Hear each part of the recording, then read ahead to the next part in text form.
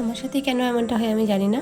যখন একটু কাজের চাপ ছিল তার উপরে অনুদি হঠাৎ করে আসলো খুব সুন্দর একটি মিষ্টি কালারের শাড়ি নিয়ে। এসেই তার কথা যে ব্লাউজের পিসটা কেটে ব্লাউজটা বানিয়ে দিতে হবে এবং তার সাথে ফলস পাড়ো। Hello friends, welcome back to my channel. আমি রিয়া, ক্রিয়েটিভ রিয়া চ্যানেলে আপনাদের সবাইকে অনেক ওয়েলকাম। অনুদি হঠাৎ করেই আসলো, এসেই তার আবদার শাড়ির থেকে ব্লাউজের পিসটা কেটে বানিয়ে দিতে এবং তার সাথে ফলস পাড় এবং সাথে এনেছে দুটো নাইটির পিস, তাও খুব কম সময়ে, মাত্র একদিন সময় দিয়েছে। সে এতদিন থেকে দেখে তার বাড়ি চলে যাবে কাল, তাই আজকে সে দিয়ে গেছে, কাল সকালের মধ্যে আমাকে বানিয়ে দিতে হবে। তো প্রথমে আমি আগে তাড়াতাড়ি করে ফলস পাড়ের সাথে শাড়ির সাথে ফলস পাড়টা ম্যাচিং করে আমি ব্লাউজের পিসটা কেটে গুছিয়ে নিচ্ছি শাড়িটিকে। তো এতটা কম সময়ে আমি নিজেও বুঝতে পারছিলাম না কীভাবে কাজগুলো করে দেবো। তো তাড়াতাড়ি করে আমরা কাজে লেগে পড়লাম। তো প্রথমে এখানে নাইটিগুলো আগে আমি কাটিং করে নিচ্ছি। একই সাথে আমরা দুটো নাইটি কাটিং করে নেবো, কারণ একই মাপে দুটি নাইটি। তাই একই সাথে আমি দুটো নাইটিকে একসাথে ফেলে কাটিং করে নিচ্ছি, তাহলে আমার একটু তাড়াতাড়ি হয় এবং সুবিধাও হয় কাজের ক্ষেত্রে। তো এখানে আমি একটার উপর আর একটা নাইটিকে সমানভাবে 4 ভাঁজ করে ফেলে দিয়েছি। ফেলে আমরা ওপরের দিক থেকে 1 ইঞ্চি মাপ বরাবর আমরা আগে ওপরের গলার পট্টির জন্য কাপড়টিকে কেটে বাদ দিয়ে নেবো। তো এখানে দুটো পার্টের পট্টির জন্য একটা উপরে 1 ইঞ্চি থেকে আমাদের ডবল করে মুড়ে পট্টিটা বেরিয়ে যাবে। এবং মোহরার জন্য আমরা প্রথমে সাইডের দিক থেকে 3 ইঞ্চি এবং ওপরের দিক থেকে নিচের দিক থেকে 8 ইঞ্চিতে আমরা মাপ দিয়ে একটা শেপ দিয়ে নিয়েছি এবং 4 ইঞ্চি শোল্ডার রেখে গলার ডিপ রেখেছি 7 ইঞ্চি এবং সেটিকে আমরা রাউন্ড শেপ দিয়ে আমরা কেটে নেব। এই রাউন্ড শেপের গলার যে ডিপের যে কাপড়টা এক্সট্রা অতিরিক্ত কাপড়টা রয়ে যাচ্ছে সেটা থেকে আমরা নাইটির হাতাটিকে বের করে নেব। এখানে আমরা 1/2 ইঞ্চি ঢাল দিলাম, 1/2 ইঞ্চি শোল্ডারকে 1/2 ইঞ্চি ডাউন রেখে আমরা মোহরার মাপটা কেটে নিচ্ছি। এখানে আমাদের নাইটিটা প্রায় কাটিং শেষের মুখে।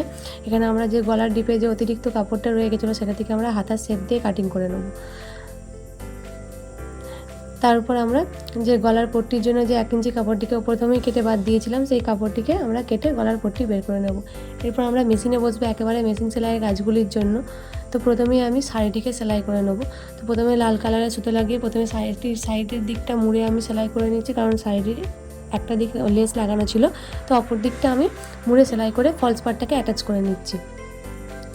তো এখানে আমার একটাই কথা কাস্টমারদেরকে বলা, যে কিছুটা সময় নিয়ে আমাদেরকে কাজগুলো দেবেন, কারণ আমাদের মিনিমাম একটা সময় লাগে কাজগুলো বানাতে।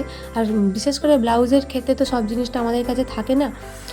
লাইলিন কাপড় আমাদের বাইরে থেকে কিনে নিয়ে আসতে, ফলস পাড়ও কিছু ক্ষেত্রে আমাদের কাছে থাকে না, যেহেতু ফলস পাড় এক্স্যাক্ট ম্যাচিং করে কালারগুলো দিতে হয়, তো সেই ক্ষেত্রে আমাদেরকে বাইরে থেকে কিনে নিয়ে আসতে হয়। তাই একটু সময় আমাদের হাতেও দরকার।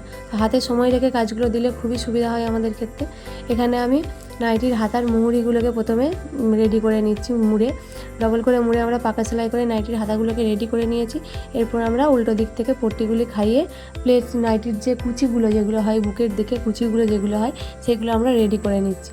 একটা করে কুচিগুলো আমরা রেডি করে পট্টির সাথে অ্যাটাচ করছি এবং এরপর পট্টিটিকে উল্টে, নাইটিটা সোজা দিকে উল্টে পট্টিটিকে ডবল করে মুড়ে আমরা পট্টিটিকে পাকা সেলাই করে নেব। তো এতটা কম সময়ের মধ্যে যখন আমাদের সারা মাস কী করে করবো কাজটা বুঝতে পারছিলাম। সারা বছর যেমন কাজ সেরকম বেশি না থাকলে আমাদের যেমন মন খারাপ লাগে, একটা খারাপ লাগা নিজেদের মধ্যে কাজ করে, তো সেরকমই যে হঠাৎ করে যদি একদিনের মধ্যে আমাদের এতটা কাজ দিতে হয়, তো আমাদের সেক্ষেত্রেও মাথাটা কাজ করে না, কোন কাজটা আগে করব কোনটা পরে করব নিজেরাই বুঝতে পারি না, গুলিয়ে ফেলি। তো এখানে আমরা স্টেপ বাই স্টেপ আমরা কাজগুলি করে নিচ্ছি, কারণ হাতে খুব কম সময় এবং অনেকগুলো কাজ আছে। সকালের মধ্যে আমাকে রেডি করতে হবে তার মধ্যে ব্লাউজের অস্ত্র আমাকে বাইরে থেকে কিনতে হবে। তো দেখুন এখানে আমার কথা বলতে বলতে নাইটির একটা সামনের পার্ট রেডি হয়ে গেছে। একই রকমভাবে আমরা আর একটা পার্টও রেডি করে নিয়েছি। আর একটা পার্ট রেডি করে আমরা প্রথমে শোল্ডারগুলিকে জয়েন করে নিচ্ছি। শোল্ডারগুলিকে জয়েন করে আমরা তার সাথে হাতা অ্যাটাচ করে নেব।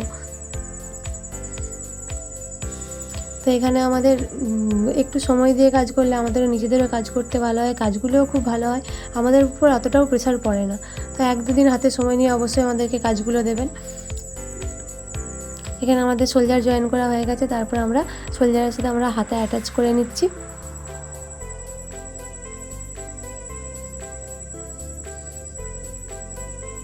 কথা বলতে বলতে আমাদের হাতাও অ্যাটাচ করা হয়ে গেছে।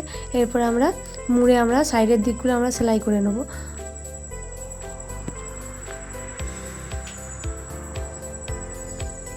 কারণ কাস্টমারকে যদি একটু টাইম না দিয়ে আমাদেরকে যদি কাজ দেওয়া হয়, তো সেখানে আমাদের মনের মধ্যে একটা জিনিস খারাপ লাগা কাজ করে। যদি টাইমের মধ্যে না দিতে পারি, সেখানে আমাদের খারাপ লাগা একটা কাজ করে।